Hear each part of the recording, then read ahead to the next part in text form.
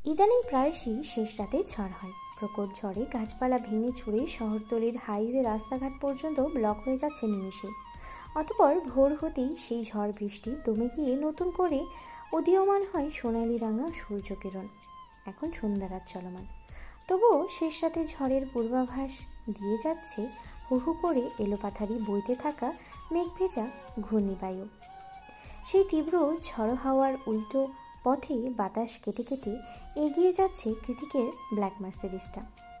চারিদিকে শুনশান নীরবতা বিরাজমান, পুরো রাস্তাটা খালি পড়ে আছে।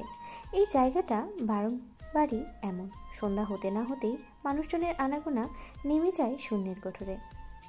ড্রাইভিং সিটে বসে দক্ষ হাতে স্টিয়ারিং ঘোরাচ্ছে কৃতিক নিজেই।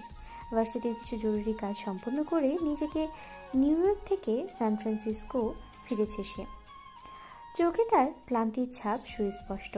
সব সময় সেট করে থাকা আন্ডারকাটিং স্টাইলটার চুলগুলো এখন এলোমেলোভাবে কপালে পড়ে আছে।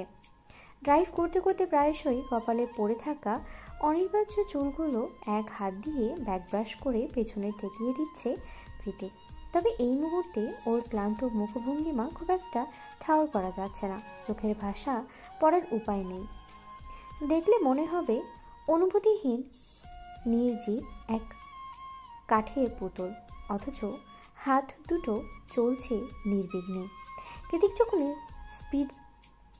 স্পিডোমিটারের সর্বোচ্চ গতিতে নিজের গাড়িটাকে বাতাসের বিপরীতে উড়িয়ে নিয়ে যাচ্ছিল, ঠিক তখনই খানিকটা ফুসরত নিয়ে ভাইব্রেট ফোনটা শব্দেই বেজে ওঠে ওর। কৃতিক কানে ব্লুটুথ লাগিয়ে স্পিডোমিটারের গতি সামান্য ধীরে করে ফোনটা রিসিভ করলো।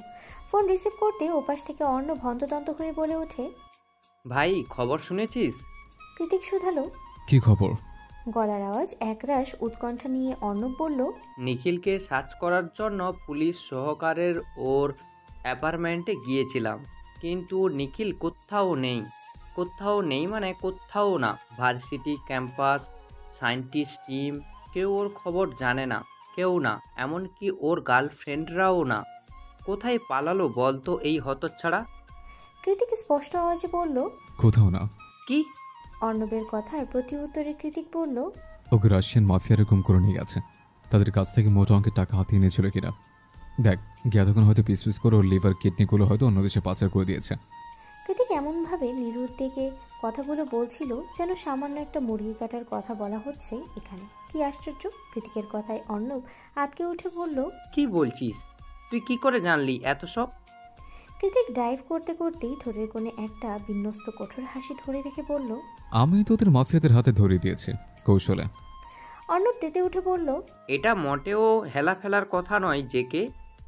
ছেলেটা ইয়ং, বুদ্ধিতে কুলিয়ে উঠতে না পেরে ভুল করে বসেছে। আমরা ওকে আর একটা সুযোগ দিতে পারতাম, হয়তো শুধরে যেত, নিজের ভুলটা বুঝতে পারত। তা না, তুই ওকে ডিরেক্ট মৃত্যুর দিকে ঠেলে দিলি। এভাবে কৌশলে আর কত মানুষকে মারবি তুই? সেদিন অ্যাক্সিডেন্টের পর জ্যাকসন হসপিটালে ধুকে ধুকে মারা গিয়েছে, আর আজ নিখিল। অর্ণবের কথায় কৃতিকের মোটেও হেলতেল হলো না, বরঞ্চ নিজের চোয়ালখানা শক্ত করেও বলল, যে যার কর্মফল ভোগ করলে আমার তো কিছু করার নেই। অর্ণব দীর্ঘশ্বাস ছেড়ে বলল, ওদের একমাত্র দোষ কি? ওরা ওরুর দিকে হাত বাড়িয়েছিল, তাই তো? কৃতিক তীর্যক হেসে বলল, এক্স্যাক্টলি। এত অবসেশন ভালো নয় জেকে। বাই এনি চান্স তোর এই অতিরিক্ত আসক্তি অরুর উপর চড়াও হলে তখন মেয়েটাকে তো রেগে মেগে মেরে ফেলবি তুই। অর্ণবের কথার পাছে কৃতিক বলল, তখন এমন পরিস্থিতি এলে নিজেকে নিজে আঘাত করবো আমি, তবু ওকে নয়। After all she is my property, heartbeat and my everything. Arnab ফোঁস করে একটা নিঃশ্বাস ছেড়ে বলল, বুঝেছি, তোকে আবার সাইক্রিয়াটিস্টের কাছে নিয়ে যেতে হবে, নয়তো তুই শুধরাবি না। কৃতিক ওর কথায় বিরক্ত হয়ে বলল, জ্ঞানদান পর্ব শেষ হলে বল, কলটা রেখে দিই, আমি ড্রাইভ করছি। এরপর ওপাশ থেকে কল কাটার পিট পিট আওয়াজ ভেসে এলো কানে। অর্ণব কল রেখে দিলে কৃতিক আবারও মন দিয়ে ড্রাইভিং করছে। সেদিনের পাহাড়ে ঘটা ঘটনার আজ প্রায় 1 সপ্তাহ হতে চলল, অথচ গত 1 সপ্তাহে একবারও অরুর সাথে দেখা কিংবা কথা কোনোটাই হয়ে ওঠেনি ওর। কারণ গত 1 সপ্তাহ ধরেই শহরের বাইরে ছিল কৃতিক। আর আজ যখন সান ফ্রান্সিসকো ফিরে এসেছে, অরুকে কল দিল তখন বরাবরই ফোনটা বন্ধ বলছে। এতক্ষণ তো কৃতিক ভেবেছে ব্যাপারটা খুবই স্বাভাবিক, ফোন বন্ধ থাকতেই পারে, কিন্তু অর্ণবের সাথে কথা বলার পর থেকেই অরুকে দেখার জন্য হৃদয়টা কেমন যেন আনটান করছে ওর। বারবার মনে হচ্ছে দেখা না হোক, অ্যাটলিস্ট অরুর তপ্ত নিঃশ্বাসের শব্দটুকু যদি শোনা যেত, তাহলে রাতে অন্তত নিশ্চিন্তে ঘুমানো যেত। খানিকক্ষণ ধরেই আকাশ পাতাল ভাবতে ভাবতেই মাঝপথে ব্রেক কষল কৃতিক। অতঃপর ফোন হাতে নিয়ে দ্রুত তার সাথে ডায়াল করলো অরুর নাম্বারে, কিন্তু না, অরু কল তুলল না। গত কয়েকবারের মতো এবারও ফোনটা বন্ধ বলছে। এমন কাণ্ডে কৃতিক বেশ বিরক্ত হলো। উগ্র মেজাজটা হুট করেই চড়াও হলো অরুর উপরে। রাগের তোপে মনে মনে দাঁত খিচে পড়ল, তোকে একবার চোখের সামনে পেয়ে নেই, তারপর বোঝাবো ফোন বন্ধ রাখার শাস্তি কাকে বলে। বারবার কল দিয়েও কোনোভাবেই অরুকে কলে না পেয়ে বিরক্তিতে ফোঁসফাস করতেই শেষমেশ কৃতিক কল ধরল প্রত্যয়ের নাম্বারে। 2-1বার রিং হওয়ার পরেই কল তুলল প্রত্যয়। তবে ওপাশ থেকে কিছু বলার আগেই কৃতিক তড়িঘড়ি করে প্রশ্ন ছুড়ল ওকে, অরুর কোনো খবর জানো প্রত্যয়? ওপাশ থেকে বোধ হয় না প্রত্যয়ের শুষ্ক ঢোক গেলার আওয়াজ ভেসে এলো। অগত্য আমতা আমতা করেই বলতে লাগলো ও। প্রত্যয় আমতা আমতা করছে দেখে কৃতিক হুঙ্কার দিয়ে বলল, কি হয়েছে? এরকম মেয়েদের মতো মিনমিন করছো কেন? যা বলার স্পষ্টভাবে বলো। Where is Oru? প্রত্যয় উল্টো প্রশ্ন করে শুধালো, ভাই আপনি কি ফিরেছেন? কৃতিক বলল, হ্যাঁ, একটু আগেই ফিরেছে, এখন বাড়ির দিকে যাচ্ছে। কেন বলো তো? প্রত্যয় ভয়ার্থক গলায় কুইকাই করে বলল, তাহলে বোধহয় আমাদের একবার অরুদের বাসায় যাওয়া উচিত। আমি শুনেছি, না মানে শিওর না, শুনেছি কেবল অরুর মানে আজমেরি ম্যাম বোধহয় অরুকে বিয়ে দিতে চাইছেন। আজ পাত্রপক্ষ দেখতে আসার কথা। প্রত্যয়ের কথা শুনে কৃতিকের মাথায় ভলভলিয়ে রক্ত উঠে গেল। নিজের সর্বশক্তি প্রয়োগ করে স্টিয়ারিংটা চেপে ধরে কৃতিক গর্জে উঠে বলল, হোয়াট? এমন একটা কথা তুমি আমাকে এখন বলছো? ব্রেন কোথায় তোমার? প্রত্যয় থতমত খেয়ে বলল, মানে আমি নিজেই একটু আগে শুনলাম ভাই। কৃতিকার অযথা কথা বাড়িয়ে সময় নষ্ট করল না। তৎক্ষণাৎ গাড়ি ঘুরিয়ে স্পিড মিটারের কাঁটা 100-র উপরের গতি তুলে দেওয়া হয়। বেগে হুস হুস করে চলে গেল উল্টো পথে। বাইরের ঝড়ো হাওয়া ক্ষণে ক্ষণেই বেড়েই চলেছে। প্রচণ্ড বাতাসের তাণ্ডবে বারংবার জানালার ভারী পাল্লাগুলো বাড়ি খাচ্ছে আর বিকট আওয়াজ তৈরি করছে। এই দানবীর শব্দ সইতে না পেরে ওরও এগিয়ে গিয়ে রুমের সবগুলো জানালার গ্লাস টেনে দিল। গ্লাস টেনে দেওয়ায় গ্লাসের সাথে বাতাস বাধাপ্রাপ্ত হয়ে এখন আরও ভয়ঙ্কর আওয়াজ তৈরি হচ্ছে রুমের মধ্যে। সেই দিকে অবশ্য খেয়াল নেই অরুর। ও তো সে কখন থেকে রুমের দরজায় খিল দিয়ে বসে আছে। চোখের সামনে যে ছোট্ট বেড সাইড টেবিলটা, তার উপরে পিচ কালারের জামদানি শাড়ি আর কিছু গয়না রাখা আছে। ওগুলো সেই বিকালে এসে দিয়ে গেছে অনু। বলেছে সব কিছু পরে রেডি হয়ে থাকতে। সন্ধ্যা নাগাদ রাজের পরিবার আসবে ওকে দেখতে। রাজরা 2 তলায় থাকে, তাই মনে হয় না সন্ধ্যা হওয়ার পর আর দেরি করেছে ওরা। বাইরে একাধিক মানুষের কথাবার্তা আর শোরগোল শুনে মনে হচ্ছে সবাই চলে এসেছে এতক্ষণে, অথচ অরু এখনও কৃতিকের দেওয়া পাজামার সেই সেট পরে বসে বসে ঠোঁট উল্টে কাঁদছে। কীভাবে কি ভেস্তে দেওয়া যায় সেটাই ভাবছে তখন থেকে। এত অল্প বয়সে এরকম সব পরিস্থিতির সম্মুখীন হতে হবে সেটা বোধহয় কল্পনাতেও ভাবেনি অরু। অথচ যার জন্য এত হৃদয়ের হাহাকার, গত 1 সপ্তাহ ধরে তার কোনো খবরই নেই। ফোন নেই তো নেই হয়েছেই, একবার কি বাসার নিচে আসাও যেত না? অভিমান হলো অরুর, বেজায় অভিমান। অভিমানের জোয়ারে গলায় আটকে আছে বুক ফাটা কান্নার দল। কৃতিকের ওপরে অভিমানের ঘট যখন পরিপূর্ণ হয় হৃদয়ে, তখনই অরুর মনে হলো, না এসেছে ভালোই হয়েছে। ভুলেও যদি এসব কাহিনী জানতে পারতো তাহলে রাজের সাথে সাথে আমাকেও থাপড়িয়ে চাঁদে পাঠিয়ে দিত নিশ্চিত। যা হয় তা বোধ হয় ভালোর জন্যই হয়। এবার আজকের দিনটা কোনো মতে বিগড়ে দিতে পারলেই হলো। পরে না হয় রাজকে আমি সব কিছু বুঝিয়ে বলবো, আর তারপর মাকেও। অরুর ভাবনা শুধু ছিল বাইরে থেকে অনুটাকে। দরজার বাইরে বারবার করাঘাত করতে করতে অনু বলল, কি রে অরু, রেডি হয়েছিস? দরজাটা খোল, তোকে যেতে হবে তো। অনুর উপস্থিতি টের পেয়ে অনু মনে মনে চিন্তা করলো, আপাকে একবার বুঝিয়ে বললে কেমন হয়? আপাও তো একজনকে ভালোবাসে, ও নিশ্চয়ই বুঝবে। ওরও দরজা খোল, সবাই অপেক্ষা করছে তো। পুনরায় অনুর খাদে নামানোর কণ্ঠে কানে এলে অরু এগিয়ে গিয়ে দরজা খুলে দেয়। ভেতরে প্রবেশ করে অরুর এমন অগোছালো বিমূর্ষ রূপ দেখে অনুর চোখ কপালে উঠে যায়। ও তৎক্ষণাৎ দরজাটা লাগিয়ে অরুর কাছে এগিয়ে এসে ঝাঁঝিয়ে বলল, রেডি হসনি কেন এখনো? কি চাইছিস? মা আবারও তোর উপর রেগে গিয়ে অসুস্থ হয়ে পড়ুক? আবারও এতিম হতে মন চাইছে? অরু এবার কান্না ভেজা গলায় অনুকে অনুরোধ করে বলল, আমি এইসব দেখা দেখি করতে চাই না আপা, তুই প্লিজ মাকে একটু বোঝা। তোকে আমি সব বলবো, তার আগে তুই কিছু কর। অনু অরুর চিবুক বাহুটা শক্ত করে চেপে ধরে বলল, আমাকে কিচ্ছু বলতে হবে না। এখানে মায়ের সম্মান জড়িয়ে আছে। মা নিজে ওদেরকে ইনভাইট করেছে তোকে দেখার জন্য, আর এখন তুই বলছিস যেতে পারবি না? অরু কাঁদতে কাঁদতে বলল, যদি বলি আমি কাউকে ভালোবাসি? অরু ভ্রু কুঞ্চিত করে বলল, কে সে শুনি? অষ্টাদশী অপারগ অরু নিজের মায়ের সৎ ছেলের নামটা উচ্চারণ করার সাহস আর পেল না। সব তছনছকর হয়ে যাবে সেই কথা ভেবে অরু চুপ হয়ে আছে দেখে অনু খিটমিটিয়ে উত্তর দিল, মিথ্যা কথা বলার আর জায়গা পাস না। আমাকে বোকা না বানিয়ে চুপচাপ রেডি হ। আপা বিশ্বাস কর, আমি মিথ্যা বলছি না, তুই কিছু একটা কর আপা, আমাকে এভাবে ভরা নদীতে ঠেলে দিস না। বোনের এরূপ কাকতি মিনতি দেখে মন গড়ল অনুর, কিন্তু মায়ের সম্মানেরও তো একটা ব্যাপার আছে। তার উপরে মা অসুস্থ, এসপার ওসপার হয়ে গেলে মায়ের যদি শরীরের কিছু ক্ষতি হয়ে যায় সেই ভয়ে তটস্থ অনু। তাই ও নিজের কঠিন সুরটা একটু নরম করে অরুর মাথায় হাত বুলিয়ে দিয়ে বলল, দেখ বোন, আগেও বলেছি এখনও বলছি, দেখতে এলেই বিয়ে হয়ে যায় না। ওরা শুধু দেখে যাবে এই যা। তাছাড়া আজকের দিনটা কোনো মতে চলে গেলেই দেখবি সব সমস্যার সমাধান। পরে না হয় রাজকে একান্তে বুঝিয়ে বলিস তোর সমস্যাগুলো। এখন দেরি না করে চল। মাসে কখন থেকে অতিথিদের সামনে বসে আছে। আপনার কথায় বেশ আশ্বস্ত হলো অরু। বুকটা ভেতরটা অনেক হালকা লাগছে এখন। ঠিকই তো, আজকে রাতটা মানে চলে গেলেই রাজকে ভালো মতো বুঝিয়ে বলতে হবে, তাহলে রাজি সব কিছু মিটিয়ে ফেলতে পারবে। এসব ভাবতে ভাবতে অরু কান্নাকাটি একটি ভাটি পড়লে অনু শাড়ি হাতে নিয়ে বলল, আয় পরিয়ে দিই। অনু অরুকে আনতে রুমে গিয়েছে। সেদিকে অনবরত কলিং বেলের আওয়াজ বেজে আসছে তখন থেকে। কি জানি কে এমনভাবে কলিং বেল চেপেই চলেছে।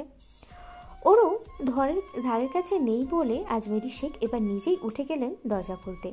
অতিথিরা সবাই গোল হয়ে কাউচে বসে আছে, রাজও আছে। অফ হোয়াইট কালারের প্রিন্স কোট তাকে বেশ সুদর্শনই লাগছে। রাজ ছোটবেলা থেকেই আমেরিকাতেই বড় হয়েছে। ওর পুরো 14 গোষ্ঠী আমেরিকার নাগরিক, সবাই এখানকার বড় বড় ব্যবসায়ী কিংবা চাকরিজীবী। সেই হিসেবে পাত্রী দেখতে আসার কোনো রূপ ত্রুটি রাখেনি তারা, ভরপুর এনেছে। তার উপরে এসেছেও অনেকজন। পুরো বাসায় ঘর মানুষ গিজগিজ করছে এই মুহূর্তে। ঠিক সেই সময় আগমন ঘটে অনাকাঙ্ক্ষিত একজনার।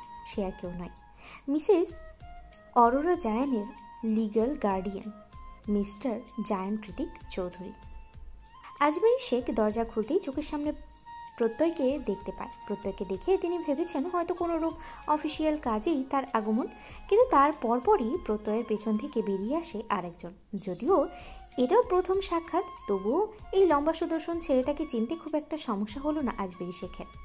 তিনি কৃতিককে দেখা মাত্রই তাচ্ছিল্য হেসে বললেন, জায়ান কৃতিক চৌধুরী এইখানে? অহংকার বাংলা, তবে তা আগমনের কারণটা জানতে পারি? কৃতিক আজমেরি শেখের একটা কথারও জবাব না দিয়ে হনহনিয়ে ভিতরে প্রবেশ করলো। ওর পেছনে প্রত্যয়ও। ভিতরে সবাই কৃতিককে দেখে খানিকটা অপ্রস্তুত হয়ে গেল বটে। সবার মনে একটাই প্রশ্ন, এই আবার কি? আদৌ বাঙালি নাকি বিদেশি? চেহারা দেখতে মনে হচ্ছে দুটোরই মিক্স। কৃতিক জিভ দিয়ে গাল ঠেলে এগিয়ে গিয়ে আজমেরি শেখের ব্যক্তিগত ডিভানের উপরে পায়ে পা তুলে বসে পড়ল। কৃতিকের বেয়াদবি দেখে আজমেরি শেখ এগিয়ে এসে অস্ফুট স্বরে বিড়বিড়িয়ে কৃতিকের উদ্দেশ্যে বললেন, এটা আমার বসার জায়গা, গেট আপ। কৃতিক পা দুলাতে দুলাতে বলল, আমার কোম্পানির টাকা কেনা, invested from JK group, I am right? কোম্পানির ধারে কাছে তো আসো না, নিজের কোম্পানি বলে দাবি করছো? কৃতিক রহস্যের হাসি হেসে বলল, আমি যদি সারা জীবন কোম্পানির ধারে কাছে না যাই, তাই জেকে গ্রুপ আমারই থাকবে। আজমেরি শেখ নিজের রাগটুকু সংবরণ করে গলার স্বর খাদে নামিয়ে বললেন, কি চাচ্ছ কি তুমি কৃতিক? কেন আমার বাসায় অহতুক ঝামেলা পাকাচ্ছ? জবাবে কৃতিক বলল, ঝামেলা পাকাবো কেন? আশ্চর্য! কি প্রোগ্রাম হচ্ছিল এখানে? প্রোগ্রাম করুন না, আমার কোনো অসুবিধা নেই, আমিও দেখছি। কৃতিকের কথায় আজমেরি শেখ ওর দিকে বিরক্তির দৃষ্টিতে তাকিয়ে আছে দেখে কৃতিক পুনরায় বলল, কেন? আমি ইনভাইটেড না? তাছাড়া ইনভাইট দিয়ে করবোটা কি? After all we are family, right মামনি? আজমেরি ঠিকই বুঝলেন। যেই ছেলে সারা জীবন উনি উনি করে কথা বলেছে, জীবনে এইটুকু সম্মান পর্যন্ত দেয়নি, তার হঠাৎ করে মামুনিটাকে নিশ্চয়ই কোনো ঘাপলা আছে। তবুও চোখের সামনে এতগুলো মেহমান দেখে তাতে দাঁত চেপে চুপ করে রইলেন তিনি। ঠিক তখনই সবার কৌতূহল অযাচিত প্রশ্ন সব কিছুতে জলাজন্দি দিয়ে অরুকে নিয়ে অনুপ্রবেশ করেছে বসার ঘরে। অরুর পরনে পিচ কালারের জামদানি শাড়ি, হাতে স্বর্ণের বালা, মাথায় ছোট্ট করে ঘোমটা টানা, দেখতে বেশ সুন্দর লাগছে। কিন্তু অরুর এই সৌন্দর্য দেখে কৃতিকের রক্ত গরম হয়ে উঠেছে মুহূর্তেই। শরীরের শিরা উপশিরায় যেই টকবকে রক্তের উত্তাল ক্রোধ কোনো মতে ধামাচাপা দিয়ে পায়ের উপরে পা তুলে অনবরত পা দোলাচ্ছে সে। অনু এগিয়ে এসে অরুকে রাজের মুখোমুখি কাউচে বসিয়ে দেয়। এতক্ষণ মাথা নুইয়ে রাখার জন্য কৃতিককে খেয়াল না করলেও কাউচে বসার সঙ্গে সঙ্গেই কৃতিককে দেখে অরুর মুখ থেকে যেন রক্ত সরে গেল। প্রকট আতঙ্কে অজান্তেই নিজেই খামচে ধরল নিজের শাড়ি। কৃতিক এই মুহূর্তে দুই আঙ্গুল কপালে ঘষতে ঘষতে অরুর দিকে গম্ভীর দৃষ্টিতে তাকিয়ে আছে। পরনে তার সিলভার কালারের ব্যান্ডেড শার্ট গলিয়ে শক্ত হয়ে থাকা হাতের জিম করা পুরুষালী পেশিগুলো স্পষ্ট দৃশ্যমান। কৃতিককে এভাবে হুট করে এই সময় দেখতে পেয়ে কৃতিকের আগুন চোখে চোখ রেখে তিত্তিরিয়ে কাঁপছে অরু। ওকে এভাবে কাঁপতে দেখে রাজের মা অরুর পাশে এসে বসে ওকে আশ্বস্ত করে বললেন, কাঁপছো কেন মা? আমরাই তো এক সময় এরাই তোমার আসল পরিবার হবে। এত ভয় পাওয়ার তো কিছু হয়নি, এত ভয় পাওয়ার তো কিছু নেই। কে শুনে কার কথা? এই মুহূর্তে কারোর কথার কোনো রূপ খেয়াল নেই অরুর। ও তো এখনো কৃতিকের দিকেই ভয়াতক দৃষ্টিতে তাকিয়ে আছে। কৃতিক দিকে কি করবে সেই ভয়ে ততস্থ অরু। কৃতিক প্রথমে অরুর থেকে চোখ সরিয়ে চারদিকে একবার চোখ পোলালো, তারপরে চট করে উঠে দাঁড়িয়ে অরুর হাতটা শক্ত করে চেপে ধরে ওকে টানতে টানতে রুমের দিকে নিয়ে গেল। কৃতিকের হঠাৎ এমন বিস্ফোরিত কাণ্ডে সবাই হতভম্ব, কারোর মুখে কোনো বাক্য নেই। কি করছে এই ছেলে? কৃতিক যখন অরুকে নিয়ে রুমে যাচ্ছিল ঠিক তখনই অরুর অন্য হাত টেনে ধরে রাজ। কৃতিক রাজের দিকে অগ্নিদৃষ্টি নিক্ষেপ করে তির্যক স্বরে বলল, হাউ ডেয়ার ইউ? রাজ একটু সাহস দেখিয়ে বলল, she is not your property. Kritik শক্ত গলায় জবাব দিল, ইয়েস শি ইজ। কথাটা বলেই কৃতিক রাজকে মারতে উদ্যত হবে তার আগেই প্রত্যয় অরুর থেকে রাজের হাতটা ছাড়িয়ে বলল, জানে বাঁচতে চাইলে ছাড়ো রাজ, অরু বিবাহিত, কৃত্তিক ভাই অরুর হাজব্যান্ড। প্রত্যয়ের শেষ কথাতে রুমের প্রত্যেকটা মানুষের মাথায় যেন আকাশ ভেঙে পড়ল। কি বলল প্রত্যয় মাত্র এটা? আদৌ ঠিক শুনেছে তো সবাই? আজমেরি শেখ আর অনু তো বাকরুদ্ধ পুরোপুরি। কৃতিক সেবারেরও 2 পয়সা তোয়াক্কা না করে প্রত্যয়কে বলল, আবর্জনাগুলো পরিষ্কার করো অ্যাজ সুন অ্যাজ পসিবল, আর যেন ওদের চোখের সামনে না দেখে আমি। প্রত্যয় হ্যাঁসূচক মাথা নাড়লে কৃতিক অরুকে নিয়ে রুমে গিয়ে ঠাস করে রুমের দরজাটা লাগিয়ে দেয়। ওরও জানে ওর কপালে শনি নৃত্য করছে, তাই ভয়ে ঠোঁট কুকড়ে আছে মেয়েটা। ভিতরে এসে অরুকে সোজা দাঁড় করিয়ে শার্টের হাতটা গুটিয়ে ওর গালে নিজের সর্বশক্তি প্রয়োগ করে চটাঘাত করলো কৃতিক।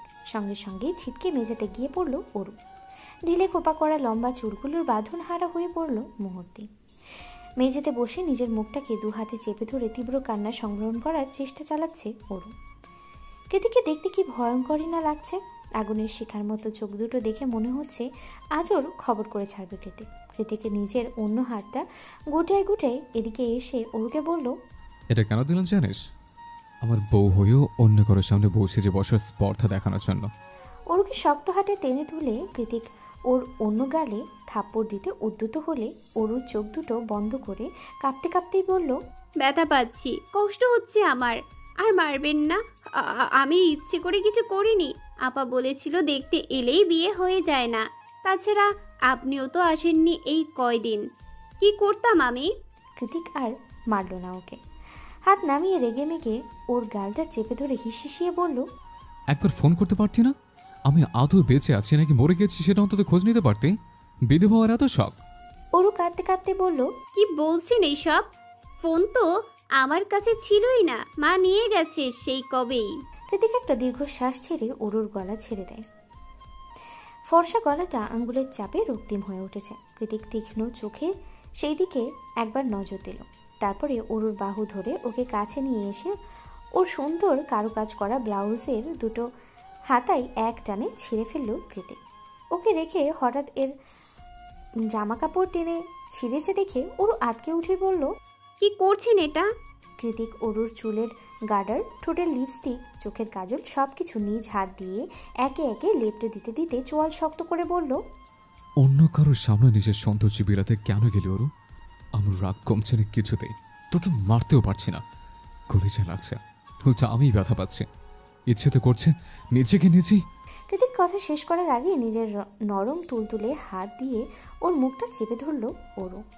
অতপর কৃতিকের চোখে চেয়ে কাঁদতে কাঁদতে এদিকে ওদিকে না সূচক মাথা নাড়ল। অরুর এমন প্রতিক্রিয়ায় কৃতিকের কি না কি হলো কে জানে।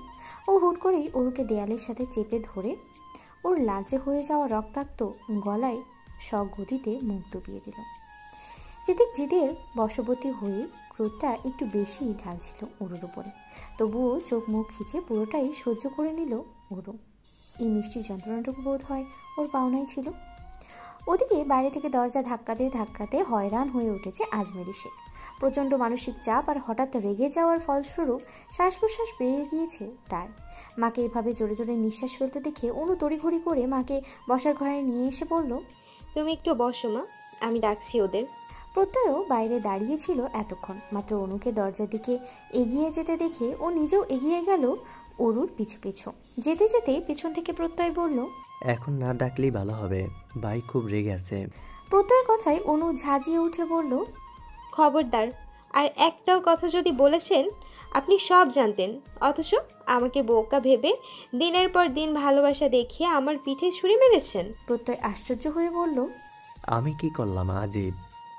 আপনি আমাকে বলেননি কেন যে ওরও এত বড় একটা অন্যায় কাজ করেছে?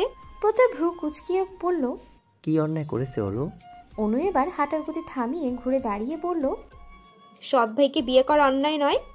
ওরও না হয় ছোট মানুষ, কিন্তু কৃতিক ভাইয়া সে তো ছোট নয়। তাহলে তিনি এটা কিভাবে করলেন? কিসের প্রতিশোধ নিতে উনি আমাদের মুখে এভাবে চুনকালি মাখালেন, আমার বোনের জীবনটা নষ্ট করলেন? প্রত্যয় এবার একটু রেগে গিয়ে বলল, ধর্মে কিংবা আইনে ওদের বিয়ের সম্পূর্ণ বৈধতা আছে, তাহলে চুনকালির কথা কোথা থেকে আসছে অনু? অনু তেতে উঠে বলল, আপনি সমাজ বোঝেন? সারা জীবন তো থেকেছেন অসামাজিক যান কৃতিকের সাথে সাথে, তাহলে কি করে বুঝবেন সমাজের মর্ম? আজ বাদে কাল যখন পুরো সমাজ আমাদের পেছনে কথা বলবে, ছি ছি বলে আওড়াবে, সবাই কানা ঘুষা করবে যে আজমেরি শেখ টাকার জন্য নিজের সৎ ছেলের গলায় নিজেরই মেয়েকে গছিয়ে দিয়েছেন, তখন আপনাদের মতো মানুষের গায়ে না লাগলেও সমাজের অপমান আর বিদ্রুপে আমাদের 3 মা মেয়ের মরে যাওয়া ছাড়ার উপায় থাকবে না, কারণ সমাজে এক ঘরের কোনো স্থান নেই। অনুর এক নাগারে বলা হাজারটা যুক্তির পাছে প্রত্যয় আর কোনো যুক্তি খুঁজে পেল না অনুকে ঘায়েল করার জন্য। তাই ও সহসা ওখানে দাঁড়িয়ে রইল নিঃশব্দে। আর অনু গটগটিয়ে এগিয়ে গেল অরুর রুমের দিকে। দুপাশে দুইটা ডিভানের উপরে পায়ে পা তুলে মুখোমুখি হয়ে বসে আছে আজমেরি শেখ আর জায়ান কৃতিক। অনেকক্ষণ ধরেই তাদের মাঝে পুরো দস্তর নীরবতা বিরাজমান। ওদের থেকে একটুখানি দূরে দাঁড়িয়ে আছে অনু, প্রত্যয় আর অরু। জামা কাপড় পাল্টে ওড়না দিয়ে কলার বোনগুলো খুব সাবধানে ঢেকে তবে বেরিয়েছে অরু, নয়তো খানিকক্ষণ আগেই পুরো গলায় কৃতিকের জিদের তোপে করা দাগগুলো সবার সামনে উন্মুক্ত বই হয়ে যাবে অনায়াসে। এই মুহূর্তে অরু সবার আড়ালে মাথা নুইয়ে এমনভাবে দাঁড়িয়ে আছে যেন ওই মস্ত বড় অপরাধী, আর এখানে ওর বিচার সভা বসেছে। চারিদিকে থমথমে পরিবেশটাকে আরও খানিকটা গুমোট করে দিয়ে আজমেরি শেখ বললেন, আমার মেয়েটাকে বলির পাটা কেন বানালে কৃতিক? কৃতিক ভাবলেশ কণ্ঠেই বলল, ফার্স্ট অফ অল, আমি আপনার মেয়েকে বিয়ে করেছি, বলির পাঠা বানাইনি। আর secondly, I think she is my heartbeat. কৃতিকের কথায় চটে গেলেন আজমেরি শেখ। দাঁতের দাঁত চেপে বলল, মজা করছো আমার সাথে? নিজের সৎ বোনকে বিয়ে করতে লজ্জা করে না তোমার? কৃতিক বাঁকা হেসে নিজের ঠোঁট কামড়ে বলল, শুধু বিয়ে নয়, আরও অনেক কিছু করেছে। এই যে একটু আগেও করেছে, কিন্তু বিশ্বাস করুন একটুও লজ্জা লাগেনি। কেন বা লজ্জা লাগবে বলুন? বউ হয়তো। যে পুরুষ বউয়ের সামনে লজ্জা পায় সে আবার কেমন পুরুষ? কৃতিকের কথায় অনু আর আজমেরি শেখ দুজনেই অগ্নিদৃষ্টিতে তাকালো অরুর পানে, যে এই মুহূর্তে মাথা নিচু করে ফোপাচ্ছে। ওর দিকে তাকিয়ে লাভ নেই। আমার বউকে আমি যেটা বলবো ও সেটাই করবে। কৃতিকের কথায় আজমেরি শেখ চোখ ঘুরিয়ে বললেন, তুমি একা একা থেকে আমেরিকান কালচারে বড় হয়ে একটা বেহায়া তৈরি হয়েছ। আর তুমি যেটাকে বিয়ে ভালোবাসা বলছো না, এটা আসলে ভালোবাসাই নয়, dates one obsession, unhealthy obsession, যা শিকার হয়েছে আমার মেয়েটা। নয়তো নিজের হাঁটুর বয়সী একটা বাচ্চা মেয়েটাকে ভালোবাসো? আজমেরি শেখের কথায় কৃতিক ঠোঁট উল্টে বাহবা দিয়ে বলল, আপনি সত্যিই জিনিয়াস। না হলে এত তাড়াতাড়ি কিভাবে বুঝে গেলেন জিনিসটা? আর আমি কখন বললাম যে আমি গরুকে ভালোবাসি? আমি ওর প্রতি অবসেসড, আনহেলদি রকম অবসেসড। আর এটাই সত্যি। আর আপনি সেটা ভালোই ভালো নেবেন নাকি নেবেন না সেটা একান্তই আপনার ব্যাপার। বাট আমার বউকে আমি চাই, ব্যাস। কথাটা শেষ করে তড়াক করে দাঁড়িয়ে পড়ে কৃতিক। অতঃপর অরুর দিকে এক পলক তাকিয়ে একটা দীর্ঘশ্বাস ছেলে কৃতিক বলে, কিছুদিন সময় নিন, মন দিয়ে ভাবুন। বিয়েটা যেহেতু হয়েই গিয়েছে, তার মানে শি বিলংস টু মি। তাই আপনাকে জোর জবরদস্তি করে ওরকে কষ্ট দিতে চাইছে না। তবে হ্যাঁ, আমার বউকে অন্য কারোর সঙ্গে বিয়ে দেওয়ার চিন্তা মাথা থেকে ছেড়ে ফেলুন, নয়তো আমার থেকে খারাপ কেউই হবে না। অ্যান্ড আই মেন ইট। কথাটুকু শেষ করে গুটগুটিয়ে যাওয়া জায়গাটা ত্যাগ করে কৃতিক। অরুর বিয়ে হয়ে গেছে। আজমের শেখ চাইলেও আর মেয়েকে ইচ্ছার বিরুদ্ধে আটকাতে পারবেন না, কোথাও বিয়ে দিতে পারবেন না। কৃতিক যা চাইবে তাই করতে হবে। ব্যাপারটা বুঝে আসতেই আকস্মাৎ খেপে গেলেন তিনি। তৎক্ষণাৎ উঠে দাঁড়িয়ে টেনে এনে এলো পাথারি চর বসাতে লাগলেন মেয়ের দুই গালে। হঠাৎ এভাবে এলোপাথারি থাপ্পড়ে অরুর মাথায় চক্কর দিচ্ছে বারবার। ও কাঁদতে কাঁদতে মাকে আকুতি মিনতি করছে, থামতে বলছে, তবুও আজমেরি শেখের হাত থামছে না। ওকে মারতে মারতে তিনি কাঠিন্য সুরে বললেন, একটা নোংরা কীট জন্ম দিয়েছি আমি, বেহায়া নির্লজ্জ নষ্টা। নিজের থেকে 12 বছরের বড় সৎ ভাইয়ের সাথে শুতে একটুও লজ্জা করলো না তোর? মায়ের কথায় ওর যেন আকাশ থেকে পড়লো। কি বলছে মা এসব? তার আর জায়ান কৃতিকের সম্পর্ক তো এতটাও গভীর হয়ে যায়নি। আর ওর মা কি না এত নোংরা চিন্তা করে ফেলেছে? ছি, কথাটা ভাবতেই ডুকরে কেঁদে উঠল অরু। ওদিকে অরুর কান্নার আওয়াজ কানে পৌঁছাতেই দরজা কাছ থেকে পুনরায় তড়িৎ বেগে ফিরে এলো কৃতিক। হাত দুটো মুষ্টিবদ্ধ করে রেগে মেগে এদিকে এগিয়ে এসেছে কৃতিক। তা দেখে মায়ের হাত চালানোটা পুরোপুরি অগ্রাহ্য করে দৌড়ে গিয়ে হাঁটু মুড়ে কৃতিকের পায়ের সামনে বসে পড়ল ওর সামনে। হাত জোর করে কাঁদতে কাঁদতে বলল, হাত জোর করছি, আর অশান্তি করবেন না। মা এমনিতেই অসুস্থ, এত চাপ নিতে পারবেন না তিনি। আমি কথা দিচ্ছি, আপনি ছাড়া এই জীবনে অন্য কোনো পুরুষের সামনে আর নিজেকে উপস্থাপন করব না আমি, কোনো দিনও না। তাও আপনি ফিরে যান দয়া করে। কৃতিক অরুর মুখোমুখি হয়ে বসে সকলের সামনে অরুর ঠোঁটে আর কপালে আর্দ্র চুমু খেল। তারপর ওর গালে হাত বুলিয়ে বলল, তুই কেন পায়ে পড়ছিস জান? তোর জায়গা তো আমার বুকে। কৃতিকের আদুরে আওয়াজে আবারও ফুপিয়ে কেঁদে উঠল অরু। কৃতিক নিজের অন্য হাতটা অরুর আরেক গালে ছুঁয়ে ওর চোখের পানি মুছে দিতে দিতে বলল, বিশ্বাস কর অরু, তোর কষ্ট দেখে আমার হৃদয় ছিঁড়ে যাচ্ছে। একবার শুধু বল তুই আমার সাথে যাবি, বাকিটা আমি বুঝে নেব। প্লিজ বল। অরু নিজের হাত দিয়ে কৃতিকের হাত ধরে বলল, একটু সময় দিন আমাকে, আমি আপা আর মাকে ঠিক বোঝাতে পারবো। অরুর কথায় কৃতিকের স্বাভাবিক মুখশ্রীর মুহূর্তেই কঠিন হয়ে উঠল। ও অরুর দিকে একটা তাচ্ছিল্যের হাসি ছুড়ে পড়ল, মা আর আপা যদি তোর কাছে এতটাই প্রয়োজনীয় হয়, আমার কথা যদি তোর কাছে এতটাই অগ্রাহ্য মনে হয়, তাহলে আমিও তোকে আর জোর করব না। আমার কাছে যেতে হবে না, তোকে থাকতে হবে না আমার সাথে। তবে হ্যাঁ, আমাকে খুঁজে না পেলে আবার কান্না করিস না যেন, because I hate your tears baby. নিজের কথা শেষ করে এক মুহূর্ত ফুরসত না দিয়ে বাসা থেকে হনহনিয়ে বেরিয়ে গেল কৃতিক। ওরও এখন অবাক দৃষ্টিতে সেখানেই তাকিয়ে আছে। কৃতিকের শরীরের মাতাল করা স্যান্ডেল উডের সেই গন্ধটা এখনো চারপাশে মম করছে। এই তো একটু আগেও দুহাত দিয়ে অরুকে ছুঁয়েছিল সে, আর এখন কোথাও নেই, সবকিছু কেমন শূন্য। গলার ভেতরে দলা পাকিয়ে আসছে অজস্র কান্নারা। নজর দরুন নাকের ডগাটা বরাবরই ফুলে উঠেছে অরুর। ওর ছোট্ট মস্তিষ্কটা এখনও ঠিক ধরতে পারছে না একটু আগে কি বলে গেল কৃতিক। ওই কী বা বোঝালো ওই কঠিন কথাগুলোর দ্বারা। রাতের শেষ ভাগ চলমান, চারিদিকে ছেয়ে আছে শুনশান নিস্তব্ধতা। বিশাল আকাশ ছুঁই ছুঁই, কংক্রিটের ভবনটার বেশিরভাগ অ্যাপার্টমেন্টই আলো নেভানো। ভবনের পিছনের অবস্থিত মানুষ যাতায়াতের সরু রাস্তায় গাড়িতে দূরে থাকে, একটা সাইকেল চালানোরও টুংটাং আওয়াজ নেই পর্যন্ত। কী করবে এবার থাকবে? এখন তো সবার ঘুমানোর সময়। রাতের এই শেষ প্রহরে মানুষ তো দূরে থাক, রাত জাগা পাখিরাও বোধ হয় ঘুমিয়ে পড়ে ক্লান্তিতে। আমেরিকার এই স্টেটে ভালোই বাঙালি চোখে পড়ে, তাই হয়তো এখানে নাইট ক্লাব কিংবা বার এইসব বিদেশি আমোদ ফুর্তির জায়গা এত বেশি নেই। তার উপরে পাশেই হসপিটাল, তাই তো চারিদিকে এমন শান্তি শান্তি পরিবেশ বিরাজমান। এই শুনশান নিস্তব্ধতা, মৃদু হিমেল হাওয়া কিংবা শান্তিদায়ক পরিবেশ কোনোটাই উপভোগ করার লেশমাত্র আগ্রহ নেই আরুর মাঝে।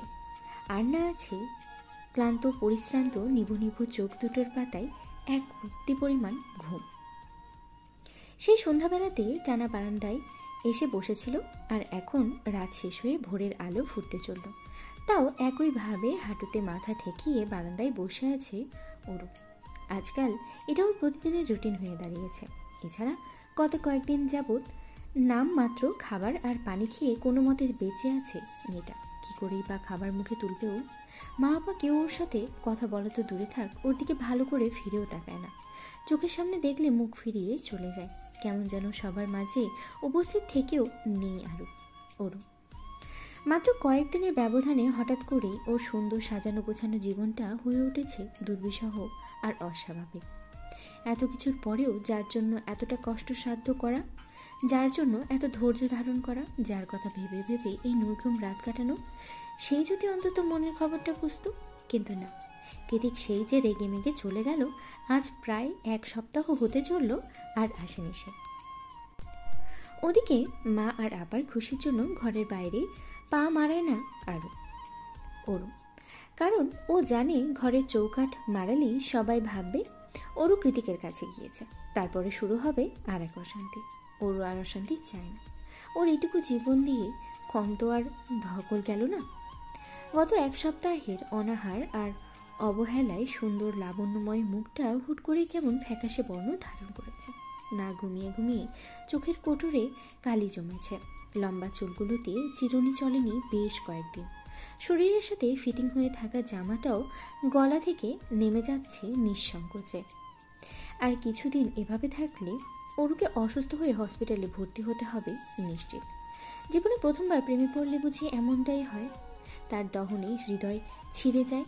কিন্তু ওরই বিভীষিকাময় অবস্থা করে দিয়ে কোথায় হারিয়ে গেল কৃতিক ভেবে পায় না ওরু।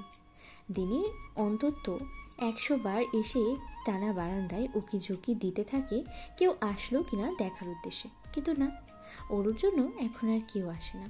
বাইক নিয়ে দাঁড়িয়েও থাকে না কেউ। ওরু কষ্ট পায় আর হৃদয়টা ব্যথায় টনটন করে ওঠে। অভিমানী কান্নায় ভিজে ওঠে চোখের পাতা। কৃতিকের উপরে এক রাশ অভিমান পড়ে। ওরু নিজেকেই নিজে কঠিন শর্ত এঁটে দিয়ে বলে, আর কখনো আপনার জন্য অপেক্ষা করব না আমি। আপনি একটা নিষ্ঠুর মানব, হৃদয়ে মায়া দয়া বলে কিছুই নেই আপনার। নয়তো কিভাবে পারছেন আমাকে না দেখে থাকতে? আপনার কি একটুও মন খারাপ লাগে না? আমাকে একটুও দেখতে ইচ্ছে করে না? যদি দেখতে নাই ইচ্ছে করে তাহলে আপনি কেন আমার মস্তিষ্কে ঘুরপাক করেন সারাক্ষণ?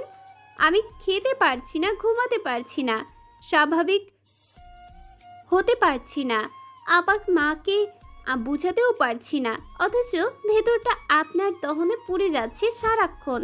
কেন এই দহন? উত্তরটা অন্তত দিয়ে যান। ওরু রজাচিত অভিমানে মনের উত্তর দিয়ে যায় না কেউই।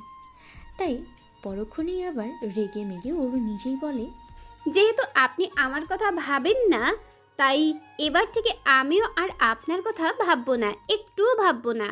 ঠিকই তো, সে যদি ওরুকে না দেখে ভালো থাকতে পারে, এতগুলো দিন চলে গেল, তাও যদি ওরুকে একটা বার মনে না পড়ে, তবে ওরুও থাকতে পারবে, কোনো সমস্যা নেই। কিন্তু হায়, প্রেমে পড়লে কি আর এত শর্ত মনে থাকে? অষ্টাদশী যে ভীষণভাবে প্রেমে পড়েছে ওই উগ্র বেপরোয়া লোকটার। তাই তো ফেটে পড়া অভিমানের কয়েক মুহূর্ত পরেই নিজেকে নিজেই দেওয়া শর্তফুর্ত জলাঞ্জলি দিয়ে পুনরায় ছুটে যায় টানা বারান্দায়। অতপর সেই চেনা মুখ, চেনা কামুক চোখগুলো, চেনা বাই কিছুই দেখতে না পেয়ে তীব্র কান্নায় জোয়ারে সেখানেই বসে পড়ে ওরু।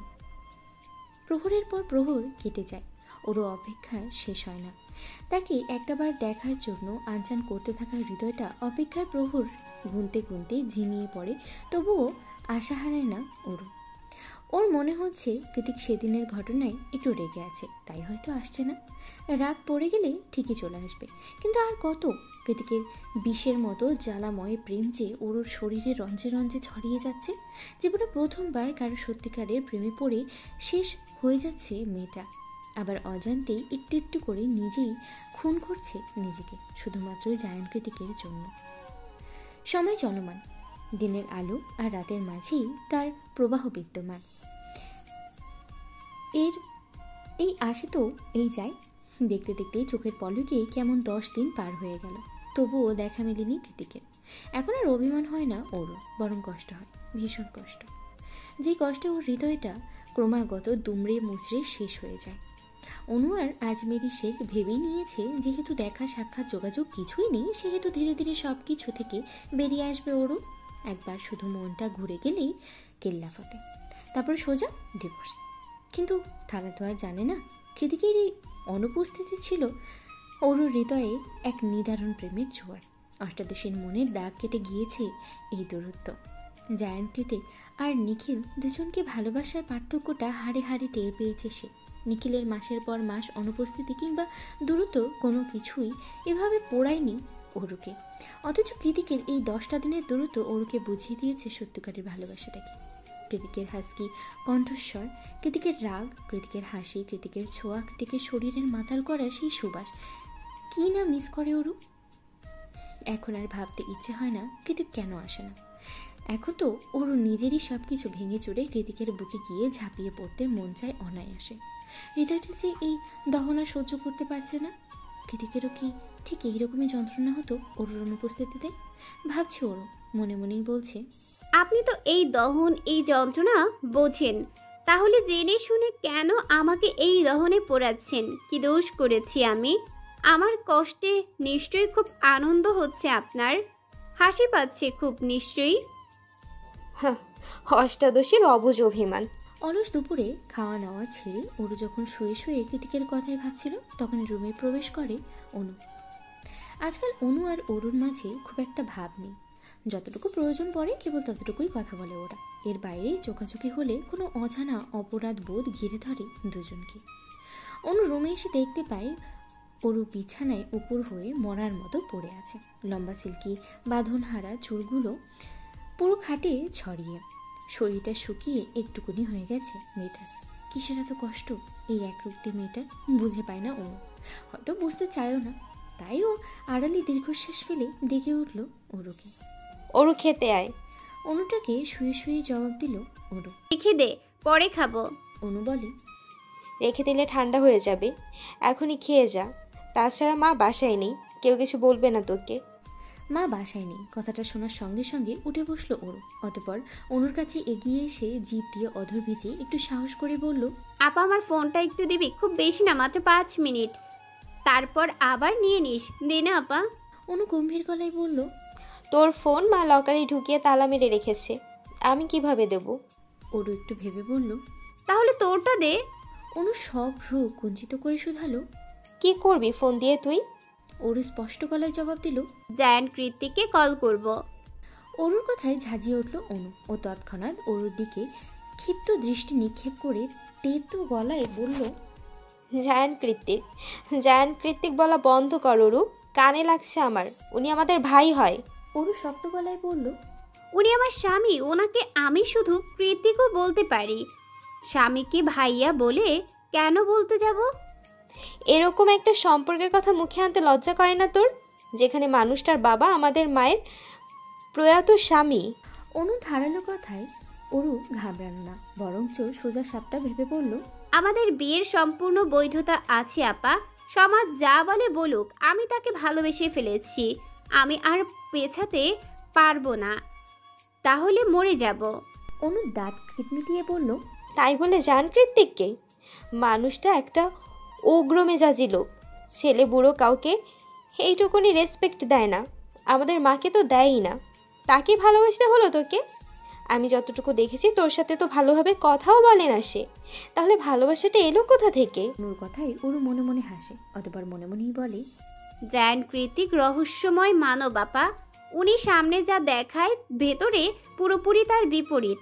একদিন সেটা তোরাও বুঝবি। ওরু চুপ হয়ে আছে দেখে অনু বিরক্তি ঝাড়ানো গলায় বলল, শোন অরু, ভালোবাসিস আর যাই করিস, তবে তোর এসব অস্বাস্থ্যকর ভালোবাসার পাগলামিতে মায়ের শরীরে যদি এইটুকুখানি ত্রুটি হয়েছে কিংবা মা আবার অসুস্থ হয়েছে তাহলে তোর খবর আছে।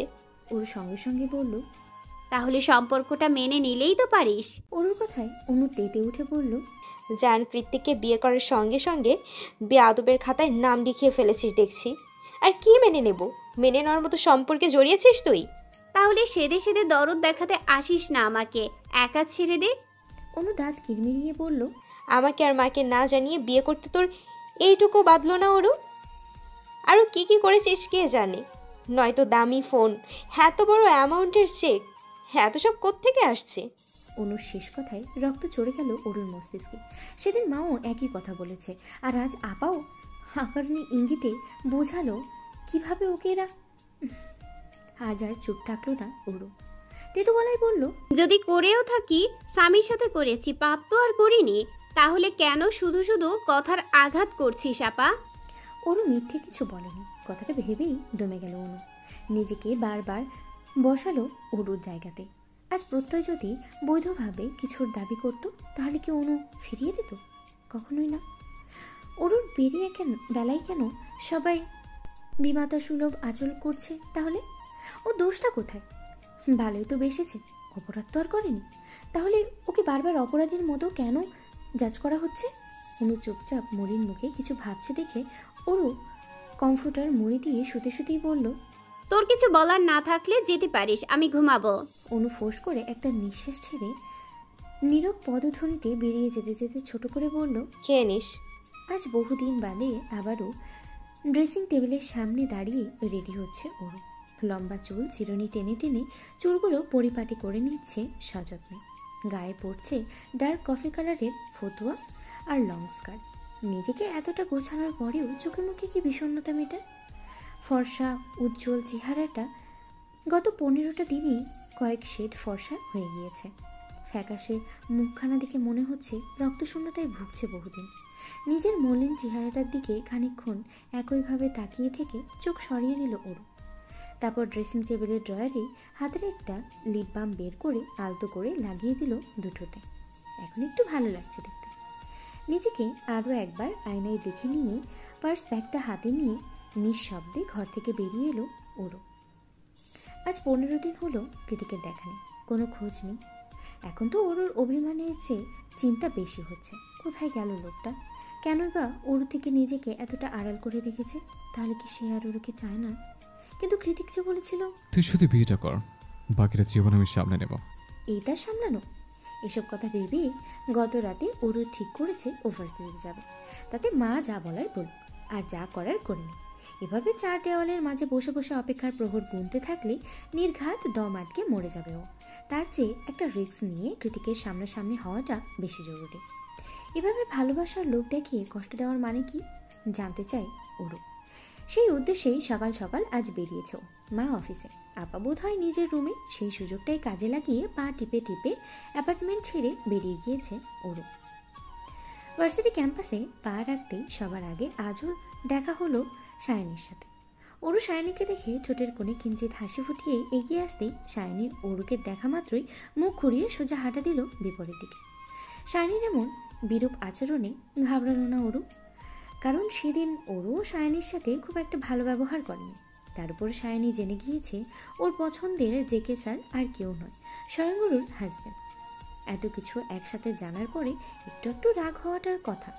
তাই সায়নীর পেছন পেছন এগিয়ে আস্তে আস্তে ওরু বলল, সায়নী দাঁড়াও, একটাবার আমার কথা শোনো প্লিজ, খুব বিপদে পড়েছি আমি। ওরু শেষ কথায় পা থেমে গেল সায়নীর। ও চোখ মুখ শক্ত করে বিরক্ত হয়ে ঘুরে দাঁড়াতেই আশ্চর্য হয়ে গেল। আপনা আপনি হাত চলে গেল মুখের উপরে। মনে মনে বলল, এ কি হাল হয়েছে গোলুমোলু মেয়েটার, এত শুকিয়ে গিয়েছে, যা দেখে মনে হচ্ছে বাতাসের ধাক্কায় উড়ে যাবে এক্ষুনি। সায়নী দাঁড়িয়ে পড়তেই অরু ছুটে এসে বলল, রাগ করে আছো এখনো? সায়নী বেশ ম্যাচিওর, অরু থেকে বয়সেও কয়েক বছরের সিনিয়রই হবে। স্কলারশিপ নিয়ে এসেছে কিনা, তাই রাগ হলেও প্রকাশ করার প্রশ্নই ওঠে না। অগত্যই সায়নী বলল, রাগ করিনি, কিন্তু এ কি হাল হয়েছে তোমার, এতটা শুকিয়ে গেলে কি করে? অরু সায়নীর কথাটা পুরোপুরো এড়িয়ে গিয়ে বলল, সব বলবো, তার আগে তুমি প্লিজ আমাকে বলো তোমার জেকে স্যার কোথায়? অরুর কথায় সায়নী তার ছেলের হাসি হেসে বলল, নাইস জোক অরু, তোমার হাজবেন্ড অথচ খোঁজ জিজ্ঞেস করছো আমার কাছে, ইজন্ট ইট ফানি? অরু নাসূচক মাথা নাড়িয়ে অনুনয় করে বলল, আমি মজা করার অবস্থায় নেই সায়নী, প্লিজ বলো। আচ্ছা থাক, তোমার বলতে হবে না, আর একটু পরেই তো ওনার ক্লাস, আমি বরং খুঁজে নেব। অরুকে হয়রান আর ব্যতিব্যস্ত দেখাচ্ছে, চোখে মুখে দারুণ কষ্টের ছাপ। ওর এমন অবস্থা দেখে মন টানল সায়নীর। ও আস্তে করে বলল, কি হয়েছে বলো তো তোমাদের? জেকে স্যার তো প্রায় 15 দিন ধরে ভার্সিটিতে আসেন না, আর তুমি তো তারও আগে থেকে। সায়নীর কথায় ওর ভ্রু কুঞ্চিত হয়ে গেল। ও মনে মনে বলল, কি বলছো সায়নী এটা? কৃতিক 15 দিন ধরে ভার্সিটিতে আসে না, কিন্তু উনি তো কাজে ফাঁকি দেওয়ার লোক নন, আমি তো অন্তত দেখিনি, তাহলে হুট করে কোথায় হারিয়ে গেলেন উনি? ওরও ভাবছে দেখে সায়নী বলল, তোমার সাথে কথা হয়নি স্যারের? এখন আবার বলো না যে নিজের হাজবেন্ডের কোনো খোঁজই জানো না তুমি। ওরও একটা শুষ্ক ঢোক গিলে অপরাধী সুরে বলল, ঠিকই বলেছো তুমি সায়নী, আমি ওনার কোনো খোঁজই জানি না। পরক্ষণে কিছু একটা মাথায় আসতেই চট করে ওরু বলে ওঠে, তোমার ফোনটা একটু দাও না সায়নী। সায়নী হ্যাঁসূচক মাথা নাড়িয়ে ফোন বাড়িয়ে দেয় ওরুর হাতে। ফোন পেয়ে ওরু কাঁপা কাঁপা হাতে মুখস্থ নাম্বারটা ফোনে তুলে ডায়াল করলো তাতে। কিন্তু এবারে ওরুকে নিরাশ করে দিয়ে কলটা কেটে গেল বললে ভুল হবে, ফোনটা পুরোপুরি বন্ধ। নিভু নিভু শব্দ ছাড়া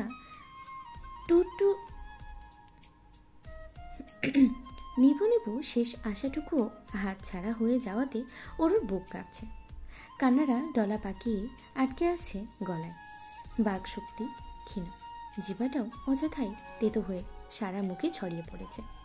ওরও একবার দুবার করে উদ্ভ্রান্তের মতো অসংখ্যবার ডায়াল করলো কৃতিকের নাম্বারে, কিন্তু প্রত্যেকবার সেই একই বিরক্তিকর কথা, দ্য নাম্বার ইজ ক্লোজড। ওরকে এমন দিশেহারা হতে দেখে সায়নী শুধালো, আর ইউ ওকে?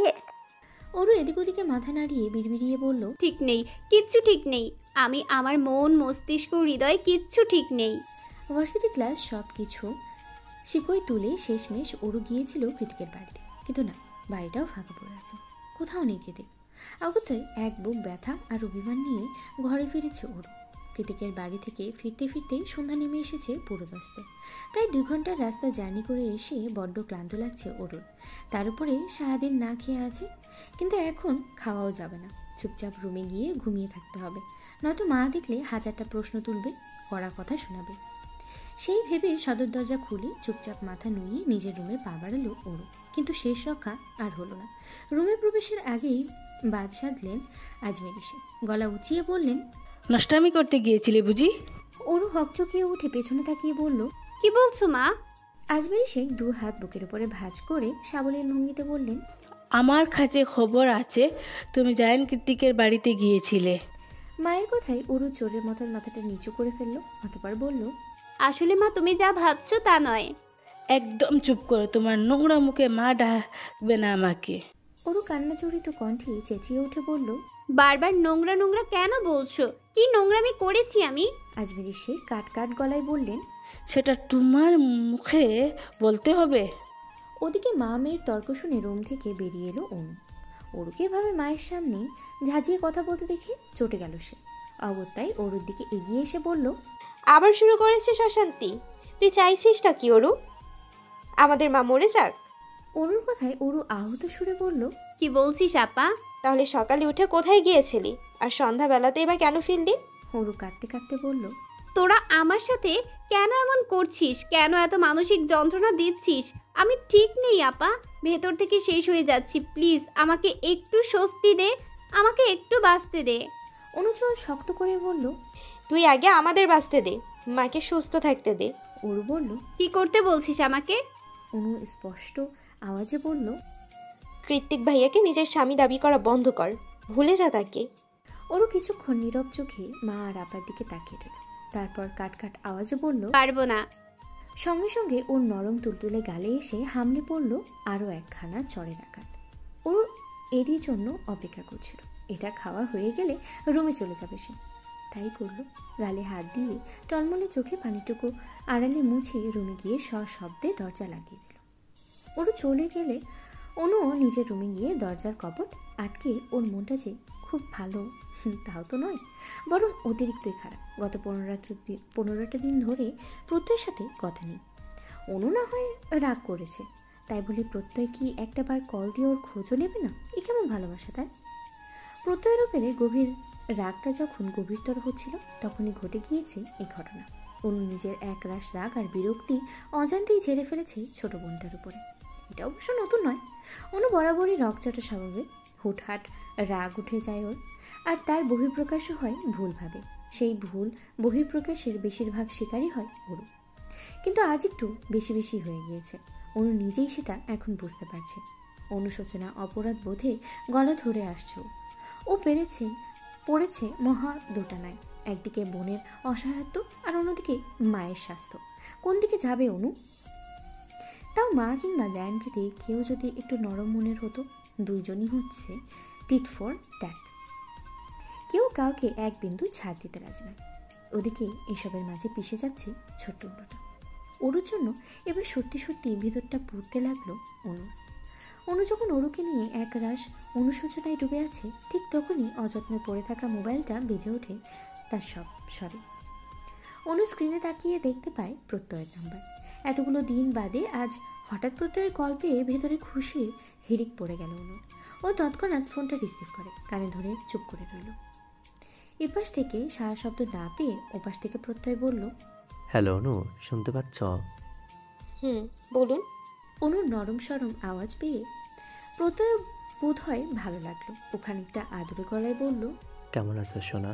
অনু অভিমানী সুরে বলল, কে খোঁজ নাই? প্রত্যয় নিজের অপরাধটুকু স্বীকার করে বলল, খুব বেশি ঝামেলা ছিলাম, সব বলবো তোমায়, তার আগে ফোনটা ওরুকে দাও। অনু ভ্রু কুঞ্চিত করে বলল, ওর সাথে কি কাজ আপনার? প্রত্যয় শাসন করার স্বরে বলল, দিতে বলেছি দাও, ওর সাথে জরুরি কথা আছে। অনু নাক ফুলিয়ে বলল, আপনি এতদিন পরে বকা দেওয়ার জন্য কল দিয়েছেন তাই না? প্রত্যয় বুঝল অনুর অভিমানের ঘটপূর্ণ। প্রেমিক হিসেবে প্রত্যয় তো একটা দায়িত্ব আছে প্রেমিকার রাগ ভাঙানোর, কিন্তু এখন তো হাতে সময় নেই। তাও খুব বেশি আদর দেখিয়ে বলল, আমার জান, আমার প্রাণ, আমার অনু, প্লিজ কথা শোনো, ফোনটা ওরুকে দাও, তারপর আমি তোমার সাথে সারা রাত কথা বলবো, প্রমিস। আজ আর ঘুমাতে দেবো না তোমায়। প্রত্যয়ের এমন আহ্লাদি কথায় গদগদ হয়ে উঠল অনু। এতক্ষণে রাগ ঢাক সব হাওয়ায় মিলিয়ে গেল মুহূর্তে। ও লাজুক স্বরে বলল, ঠিক আছে, এটাই কিন্তু শেষবার, তারপর আর এরকম রিকোয়েস্ট করবেন না, মা জানলে খুব চটে যাবে আমার উপর। প্রত্যয় স্বস্তির নিঃশ্বাস ছেড়ে বলল, আচ্ছা করবো না, এবার দাও। একটু ধরুন, আমি নিয়ে যাচ্ছি। সেই সন্ধ্যা থেকে মাঝরাত অবধি এক নাগারে শাওয়ার ছেড়ে ভিজেছে ওরও। নিজের সাথে নিজে না পেরে চিৎকার করে কেঁদেছে। শরীরের ব্যথা, মনের ব্যথা, সব কিছুতে জর্জরিত হয়ে আছে ও। হাত পাগুলো পানিতে ভিজে আরও ফ্যাকাশে হয়ে উঠেছে। অতিরিক্ত ভেজার ফলস্বরূপ ঠান্ডায় তিতিরিয়ে কাঁপছে ছোট্ট শরীরটা। এক পর্যায়ে নিজের রোম ছুটে গেলে জামা কাপড় পাল্টে মাথায় তাওয়াল জড়িয়ে নিজের ওয়াশরুম থেকে বেরিয়ে আসে ওরও।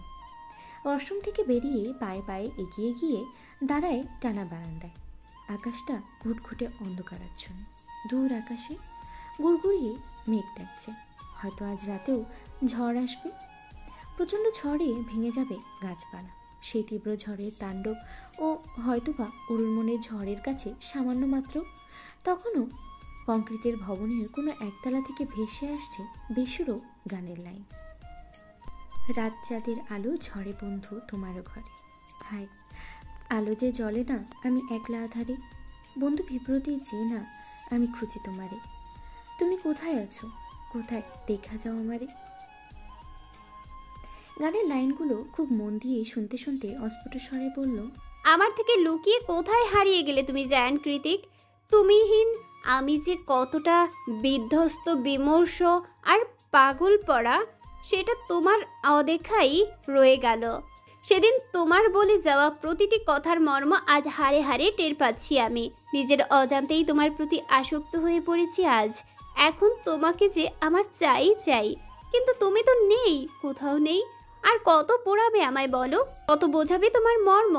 পারছি না আর, এবার তো ফিরে আসো। অরুর নিদারুণ ভাবনায় ছেদ ঘটিয়ে রুমে প্রবেশ করে অনু। রুমের মাঝকারও উপস্থিতি টের পেয়ে অরু এগিয়ে গিয়ে তোয়ালে দিয়ে চুল ঝাড়তে ঝাড়তে বলল, খাবো না আমি, যেতে পারিস। অনু বলল, খেতে রাখার জন্য আসেনি, প্রত্যয় সাহেব কথা বলতে চাইছে। অরু একদিকের চুল অন্যদিকে এনে পুনরায় তোয়ালে চালাতে চালাতে বলল, এখন কথা বলতে ইচ্ছে করছে না। বলেছি ইম্পর্টেন্ট কিছু, হয়তো বা কৃতিক ভাইয়া। অনু কথাটা শেষ করার আগেই ওর হাত থেকে ছো মেরে ফোনটা নিয়ে কানে ধরলো ওর। এই মুহূর্তে খুব ভয় করছে ওর, শরীরটা কাঁপছে, গলা শুকিয়ে কাঠ হয়ে আসছে। কোনো মতে জিভ দিয়ে ঠোঁট ভিজিয়ে গলা কাপা কাপা গলায় ওরু বলল, হ্যালো। অরুর প্রত্যুত্তরে ওপাশ থেকে প্রত্যয় আস্তে করে বলল, ভাই নিচে অপেক্ষা করছে। কথাটা শোনার সঙ্গে সঙ্গে ফোনটা বিছানায় ছুঁড়ে ফেলে ধপ করে মেঝেতে বসে পড়ল ওরু। দু হাতে শক্ত করে চেপে ধরল নিজের ক্রন্দনরত মুখ। কাঁদতে কাঁদতে ক্রমাগত পা দুটোকে বাচ্চাদের মতো মেঝেতে ছুটতে লাগলো ও। হুট করে হৃদয়ের ব্যথাটা তরতর করে বেড়ে গিয়েছে। অভিমানের ঝড়ে মস্তিষ্কটা ব্লক হয়ে আছে। আজ আবারও কতগুলো দিন পরে পেটের মধ্যে প্রজাপতি উঠছে। ইচ্ছে তো করছে চিৎকার করে কাঁদতে, কিন্তু তা তো সম্ভব নয়। তাই মেঝেতে বসেই দু হাতে মুখ চেপে ধরে চোখের পানি ফেলছে ওরু। ওরুকে এভাবে কাঁদতে দেখে অনু আর কথা বাড়ায় না, ফোন হাতে নিয়ে চুপচাপ রূপ ত্যাগ করে। ওরু যখন নিচে আসে তখন রাত 12টা কি একটা। চারিদিকে তীব্র ঝড়ো হওয়া আর গুড়ি গুড়ি বৃষ্টি মাথায় নিয়ে ভবন থেকে বেরিয়ে আসে ওরু। ওর পরনে ফ্রক আর লেগিংস, ভেজা চুলগুলো পাঞ্চ ক্লিপ দিয়ে কোনো মতে আটকানো, মাথার উপরে বড় করে ঘুমটা টানা। নিচে এসে কৃতিক কিংবা তার বাইক কোনোটাই দেখতে পেল না ওরু। শুনশান নীরব রাস্তায় শুধুমাত্র চোখে পড়ল একটা ব্ল্যাক মার্সিডিজ। অনু জানে এটা কার গাড়ি, তাও আর দেরি করলো না, ছুটে চলে গেল গাড়ির সামনে। এতগুলো দিন পর কৃতিককে দেখার উত্তেজনায় হাত পা কাঁপছে ওর, সেই সাথে হৃদয় ভার হওয়ার অভিমান তো আছে। ওরু গাড়ির সামনে এসে দাঁড়াতেই এক টানে দরজা খুলে দিল কৃতিক। কৃতিককে দেখে হাঁ করে তাকিয়ে আছে ওরু। পরনে অফ হোয়াইট ব্র্যান্ডেড শার্ট আর ওভারসাইজ ব্ল্যাক ডেমি, দুটোই অগোছালো। কপাল জুড়ে আঁটোসাঁটো ব্যান্ডেজ, লম্বা ঘাড় ছুঁই ছুঁই চুলগুলো আরও খানিকটা লম্বা হয়ে কপালে পড়ে আছে। বাম হাতের পিঠে এখনও ক্যানোলা লাগানো। ওরু জানে না কৃতিকের কেন এই হাল, তবে কিছুটা আজ করতে পেরে টুকরে কেঁদে উঠে ওরু বলল, এখন বলবেন মাইনর বাইক অ্যাক্সিডেন্ট, তাই তো? কৃতিক মৃদু হেসে বলল, বেশি না, মাত্র 3 দিন সেন্সলেস ছিলাম। পায়ের ফ্র্যাকচারের কারণে হাঁটতে পারিনি। আজ ব্যান্ডেজ খোলা হয়েছে আর আমি হসপিটাল থেকে সোজা তোর কাছে চলে এসেছি। কৃতিকের কথা শুনে ওরও অপরাধ বোধ তুঙ্গে উঠে যায়। ও কত কি না ভেবেছিল এই কয়েতে, অথচ কৃতিক কিনা হসপিটালে শুয়ে শুয়ে মৃত্যুর সাথে পাঞ্জা লড়ছিল। নিজের উপরে বড্ড রাগ হলো ওরুর। ওরুকে কাঁদতে দেখে কৃতিক বিরক্ত হয়ে বলল, ফ্যাচ ফ্যাচ করে কাঁদবি না তো একদম, তোর কান্না বিশ্রী লাগে। আমি কি মরে গেছি? ওরু নাক টেনে বলল, লাগলে লাগুক। কৃতিক একটা দীর্ঘশ্বাস ছেড়ে নরম সুরে বলল, বুকে আয়। ঠিক কি বললো সেটা শোনার জন্য ওরু এবার চোখ তুলে তাকালো। ওরু এখনো প্রশ্নসূচক দৃষ্টিতে তাকিয়ে আছে দেখে কৃতিক ভ্রুকুচকে বলল, বৃষ্টিতে ভিজে চর বাঁধানোর শখ হয়েছে? তাহলে ভিজতে থাক, আমি গেলাম। ওরু তৎক্ষণাৎ বলে ওঠে, আমায় রেখে কোথায় যাবেন আপনি? ওরুর কথায় কৃতিক গভীর চোখে তাকালো। ওরু পুনরায় মিনমিনিয়ে বলল, না মানে বৃষ্টি নেমেছে তাই। কৃতিক গভীর গলায় বলল, কতক্ষণ ধরে বলছি বুকে আয়, কথা শুনিস আমার? হ্যাঁ।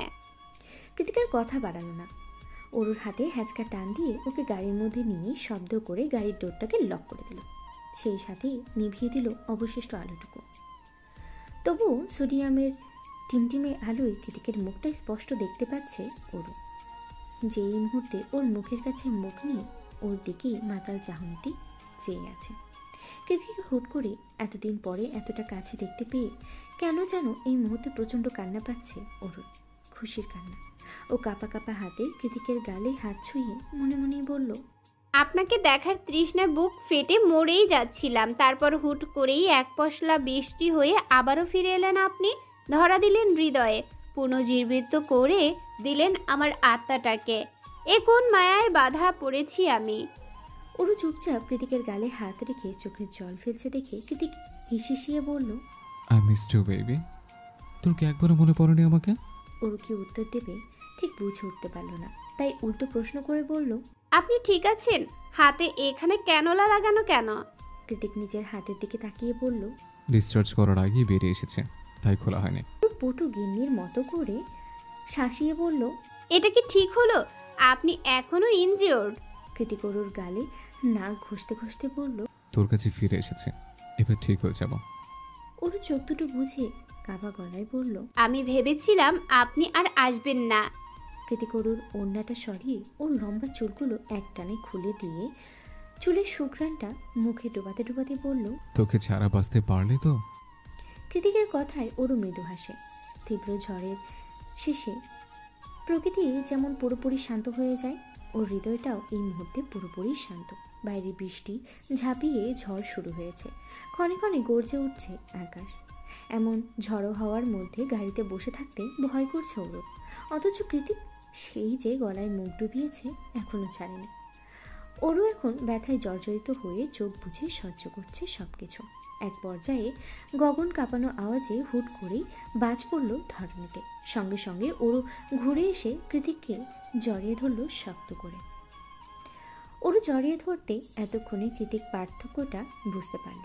ওরও শুকিয়ে গিয়েছে অনেকটা, শরীরটা একটুকুনি হয়ে গিয়েছে। কৃতিক এবার ভ্রু কুঞ্চিত করে ওরুকে নিজে থেকে ছাড়িয়ে চোয়াল শক্ত করে বলল, এভাবে শুকিয়ে গিয়েছিস কেন?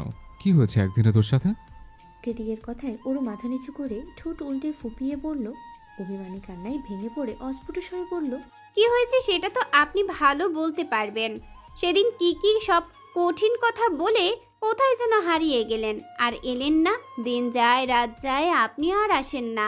আমি তো ভেবেছি আপনি আমাকে শাস্তি দেওয়ার জন্য লুকিয়ে আছেন কোথাও। আমার বুঝি কষ্ট হয়নি? ওরুর কথায় কৃতিক যেন আকাশ থেকে পড়ল। ওরুর গাল দুটোতে হাতে চেপে ধরে চোয়াল শক্ত করে বলল, মাত্র কয়েকটা দিন আমি আসি না বলে তুই খাওয়া বন্ধ করে দিবি? এটা কেমন কথা? আমি কি তোর এতটাই লেম মনে হয়? যাকে না দেখে এক মুহূর্ত থাকতে পারি না, তাকে শাস্তি দেওয়ার জন্য নিজে লুকিয়ে থাকবো? এই তোর বুদ্ধি? নিজেকে এভাবে কষ্ট দেওয়ার সাহস কোথায় পেলে তুই? মাত্র 15 দিনে ভুলে গেলি শরীরটা তোর হলেও আত্মাটা আমার। ওরু কাঁদতে কাঁদতে অভিমানের পসরা সাজিয়ে বসেছে, একে একে উগড়ে দিচ্ছে সব। কৃতিকের শার্টের বোতাম খুঁড়তে খুঁড়তে হেঁচকি তুলে ওরু বলল, শুধু আসেননি তা তো নয়, একটা খোঁজ নেই, খবর নেই, আপনার ফোনটাও বন্ধ। আপনি জানেন আমি আপনার বাড়িতে পর্যন্ত গিয়ে ঘুরে এসেছি, কিন্তু আপনাকে পাইনি। ওরুর কথায় কৃতিক বিরক্ত ভঙ্গিতে বলল, খুঁজেছিস ভালো কথা, তাই বলে নাওয়া খাওয়া বন্ধ করে এইভাবে শুকিয়ে যেতে হবে? এখন আমি আদর করবো কোথায়? পিচ্ছি মেয়েদের বিয়ে করলেই হয়, পরিস্থিতি বলছে না, সারাক্ষণ ইমোশনাল হয়ে থাকে। ওরু কাঁদতে কাঁদতে ঝাঁঝিয়ে উঠে বলল, ইমোশন যদি বুঝবেনই না তাহলে করেছেন কেন পিচ্ছি মেয়েদের বিয়ে? আমি কি বিয়ে করার জন্য নাচছিলাম? ওরুর এত এত কান্নাকাটি সহ্য হলো না কৃতিকে। ও ওরুকে এক ঝটকায় টেনে এনে নিজের বাহুতে আগলে ধরে এবার নরম সুরে বলল, আমি কল্পনা করিনি যে তুই আমার জন্য এতটা ডেসপারেট হয়ে যাবে। তাহলে আমি জ্ঞান ফেরার পরে অন্তত অর্ণবকে দিয়ে খবর পাঠাতাম, কিন্তু তাই বলে তুই এইভাবে নিজেকে কষ্ট দিবে? ওরুর উত্তর নেই। ও তো ফোপোতে ফোপোতে নাকের পানি চোখের পানি দিয়ে কৃতিকের শার্ট ভিজিয়ে ফেলেছে। কৃতিক সেসবে গুরুত্ব না দিয়ে পুনরায় বলল, এখানে আর থাকতে হবে না, চল আমার সাথে। ওর এবার মাথা তুলে শুধালো, কোথায় যাব? তোর হাজব্যান্ডের বাড়ি আছে সেখানে। ওরু আটকে উঠে বলল, কি বলছেন এই ঝড়ের মাঝে এত রাতে? যাবি কিনা? ওরু কিছু বলছে না দেখে কৃতিক গাড়ি স্টার্ট দিতে দিতে বলল, আমিও বা তোকে কেন জিজ্ঞেস করছি অযথা? তোকে ছাড়া আমি আর থাকতে পারবো না, সো না এর কোনো অপশন নেই। কৃতিকের কাণ্ডে ওরু হতভম্ব। কি হচ্ছে না হচ্ছে কিছুই মাথায় ঢুকছে না ওর। তাই একবার সবটা বোঝার জন্য নিজের দিকে তাকালো ওর। পায়ে স্যান্ডেল, গায়ের ওড়নাটা ব্যাক সিটে পড়ে আছে, পরনে ফ্রক, বাইরে তুমুল বর্ষণ। পেছনে ফেলে এসেছে মা আর আপাকে। পাশে বসে দক্ষ হাতে ড্রাইভ করছে সবচেয়ে কাছের মানুষ, আর ওরও এভাবেই তার সাথে স্বামীর বাড়ি যাচ্ছে। অবশ্য জায়ান কৃতিকের দ্বারা সবই সম্ভব। সান ফ্রান্সিসকো ছাড়িয়ে শহরতলির সেই নির্জন শুনশান রাস্তায় আসতেই ঘটল বিপত্তি। গাছপালা ভেঙে পড়ে পুরো রাস্তা ব্লক হয়ে আছে, সামনে যাওয়ার কোনো রূপ উপায়ান্তর নেই। অগত্যায় কৃতিক ব্রেক কষল সেখানে। পুরো রাস্তা জুড়ে ঘুটঘুটে অন্ধকার, বিদ্যুতের লাইনচ্যুত হওয়ায় রোড লাইটগুলো নিভে আছে। চারিদিকে মানুষ তো দূরে থাক, একটা মশা মাছিরও আনাগোনা নেই, অথচ বাইরে ঝুম বৃষ্টি। এমন একটা পরিবেশে আটকে পড়ে অরুর গা ছমছম করছে, তাই ও মুখ কাচুমাচু করে বলল, এবার কি হবে? কৃতিক এবার অরুর ভয়াত্মক মুখের দিকে তাকিয়ে কিছু একটা ভাবলো, অতঃপর গমগমে আওয়াজে বলল, অরু ব্যাক সাইডে চল। অরু অবাক সুরে শুধালো, কেন? আমি বলেছি তাই। অরু উদ্দিত হয়ে বলল, এভাবে জোরে জোরে নিঃশ্বাস কেন ফেলছেন? আপনার কি শরীর খারাপ করছে? কৃতিক বলল, হ্যাঁ চল এবার। অরু আর কী বা করবে? কৃতিকের শরীর খারাপ লাগছে দেখে তাড়াহুড়ো করে বেরিয়ে গেট খুলে ব্যাক সিটে গিয়ে বসল। কৃতিকও অন্য সাইড থেকে এসে গেট লাগিয়ে দিল। কৃতিক এসেছে দেখে অরু নিজের জামা কাপড় থেকে বৃষ্টির পানি ঝাড়া বাদ দিয়ে ওর ব্যান্ডেজ করা কপালে হাত ছুঁয়ে বলল, কোথায় খারাপ লাগছে দেখি? কৃতিক তৎক্ষণাৎ কোনো কিছুর পূর্বাভাস না দিয়ে অরুর হাতটা পিছনে চেপে ধরে নিজের ঠোঁট দিয়ে ওর ওষ্ঠ দখল করে। কৃতিকের এমন কাণ্ডে অরু বিস্ময়ের কিংকর্তব্য বিমূঢ়। ও নড়তে পারছে না, কৃতিককে ছাড়াতেও পারছে না। ওদিকে দম আটকে আসছে। একটা দীর্ঘ আর গভীর চুম্বন শেষে কৃতিক অরুর ঘাড়টা চেপে ধরে নিজের কাছে টেনে এনে হিসিয়ে বলল, হার্টবিট একবার তুমি বলে আপন সুরে ডাক। তোমাকে তুমি শোনার ইচ্ছে আমার বহু বছরের। অরুর চোখ বন্ধ, কোনো মতে জিভ দিয়ে অদর বিজিয়ে কাঁপা কাঁপা গলায় বলল, আপনি তো আমার অনেক বড়। কৃতিক হাসকি স্বরে বলল, সো হোয়াট, আমি তো সব থেকে আপন। আর একটু পরে আমাদের মধ্যে কোনো দূরত্ব থাকবে না। তাহলে আমাকে ডাকবে না তো কাকে ডাকবে? অরু এই মুহূর্তে পুরোপুরি কৃতিকের বশবর্তী। কোনো এক অদৃশ্য জাদু বলে কৃতিককে পুরোপুরি নিজের আয়ত্তে নিয়ে ফেলেছে। তাই অরু কাঁপা কাঁপা কণ্ঠে বলল, আপনাকেই বলবো। তাহলে বল। অরু পরাজিত সৈনিকের মতো ছোট্ট করে উচ্চারণ করলো, তুমি? কৃতিক পুনরায় বলল, চোখ খুলে আমার দিকে তাকিয়ে স্পষ্ট আওয়াজে বল। অরু এবার তাই করল। শুষ্ক ঢোক গিলে কৃতিকের চোখে চোখ রেখে রিনরি নিয়ে বলল, তুমি? অরুর লজ্জারাঙ্গা মুখ দেখে কৃতিক নিঃশব্দেই হাসল। তারপর একটানে অরুকে নিজের কোলে বসিয়ে দিয়ে হাসকি স্বরে বলল, I need you Aru, I desperately need you right now. হবি না আমার? কৃতিকের কথা কিছুটা হলেও আন্দাজ করতে পেরে ভ্রম ছুটে গেল অরুর। মুহূর্তের ভয়ে ছুটে আত্মাটা শুকিয়ে গেল ওর। ক্রমাগত ছটফট করতে লাগলো কৃতিকের কোল থেকে নামার জন্য। কৃতিক এক হাতে অরুকে চেপে ধরে অন্য হাত দিয়ে শার্টের বোতাম খুলতে খুলতে বিরক্ত হয়ে বলল, কি হয়েছে? ছটফট করছিস কেন? মারছি তোকে? আদরে তো করবো। অরু আতঙ্কিত সুরে বলল, আমার ভয় করছে। অরুর কথাটা বলার সঙ্গে সঙ্গে কৃতিক নিজের হাত লাগালো ক্যানেলাটার এক টানে বের করে ফেলল। তৎক্ষণাৎ ফিনকি দিয়ে রক্ত বেরোলো ওর হাত থেকে। অরু সেখানটায় চেপে ধরে বলল, কি করছেন? এটা ডিস্টার্ব করছে। অরু এবার কম্পিত কণ্ঠে বলল, আপনি কি চাইছেন? কৃতিক পুনরায় নিজের শার্টের বোতামে হাত চালাতে চালাতে অরুর দিকে ঘোর লাগানো দৃষ্টি নিক্ষেপ করে বলল, তোকে? কৃতিকের নেশালো আওয়াজে কেঁপে উঠল অরু। তবে অনেকটা সাহস সঞ্চয় করে মিনমিনিয়ে বলল, আমার ভয় করে আপনাকে। কৃতিক একটানে অরুকে নিজের বুকের উপরে ফেলে দিয়ে বলল, ভয় কেন? অরু কাঁদো কাঁদো সুরে বলল, আপনি ডার্ক রোম্যান্স শোনেন সবসময়। কৃতিক অরুর লম্বা চুলগুলো একপাশে সরিয়ে ধীরে ধীরে ওর জামার চেনটা খুলতে খুলতে বলল, this is your first time, so be gentle. অরুর মাঝে ডুবে যেতে যেতে কৃতিকের মন বলছে, ঝলসানো রাতে এ পুরাবো রাতে তুমি আমার অন্ধকার আর রোশনি। মধ্যরাতে আকাশ বাতাস ছাপিয়ে বর্ষণে মুখরিত ধরনী, সেই সাথে প্রশান্ত মহাসাগরের উত্তাল ঝড়ো হাওয়ার চারিদিক কনকনে ঠান্ডা। ঝড়ের তাণ্ডব কমে এসেছে একটু একটু, অথচ অন্ধকারের মাঝে আটকে পড়া ব্ল্যাক মার্সিডিসটা এখনও সেখানেই ঠাঁই দাঁড়িয়ে। ধরণীতে বহমান ঝড়ের গতিবেগ কমে এলেও দুটো হৃদয়ের এলোপাথারি বইতে থাকে উথাল জলোচ্ছ্বাসের তাণ্ডব। আজ রাতে বোধ হয় কমবে না আর। কৃতিকের অবাধ্য আচরণে ইতোমধ্যে ওরু বুঝতে পেরেছে আজ রাতটা ওর জন্য দীর্ঘতম হতে চলেছে, সেই সাথে নিদ্রাহীন।